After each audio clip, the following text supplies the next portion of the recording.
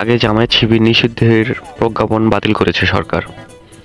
বাংলাদেশ জামায়াত ইসলামী ও ইসলামী ছাত্র শিবির নিষিদ্ধ করার প্রজ্ঞাপন বাতিল করেছে অন্তর্বর্তী সরকার।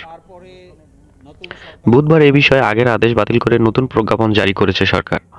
এতে বলা হয়েছে, যেহেতু বাংলাদেশ জামায়াত ইসলামী ও তাহার ছাত্র সংগঠন ইসলামী ছাত্র শিবির সহ তাদের সকল অঙ্গ সংগঠনের সন্ত্রাস ও সহিংসতার সম্পৃক্ততার সুনির্দিষ্ট কোনো তথ্য প্রমাণ পাওয়া যায় নাই, এবং যেহেতু সরকার বিশ্বাস করে যে বাংলাদেশ জামায়াত ইসলামী ও তাহার ছাত্র সংগঠন ইসলামী ছাত্র শিবির সহ তার সকল অঙ্গ সংগঠন সন্ত্রাসী কার্যকলাপের সাথে জড়িত নয়, এই কারণে বিগত প্রজ্ঞাপনটি বাতিল করা হয়েছে।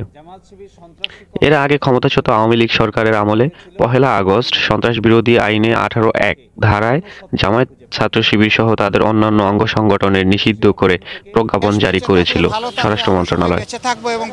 সেই সময় সরকারের বিরুদ্ধে ছাত্র জনতার আন্দোলন চলছিল। ৫ই আগস্ট ছাত্র জনতার অভ্যুত্থানে সরকারের পতন হয় এবং সাবেক প্রধানমন্ত্রী শেখ হাসিনা দেশ ছেড়ে পালিয়ে ভারতে চলে যায়। এখন যারা দায়িত্বে এসেছেন তাদেরকে সহযোগিতা করি, তাহলে দেশ একটা শৃঙ্খলা এবং সৌন্দর্যের ভিতরে আসবে আমরা আশা করি।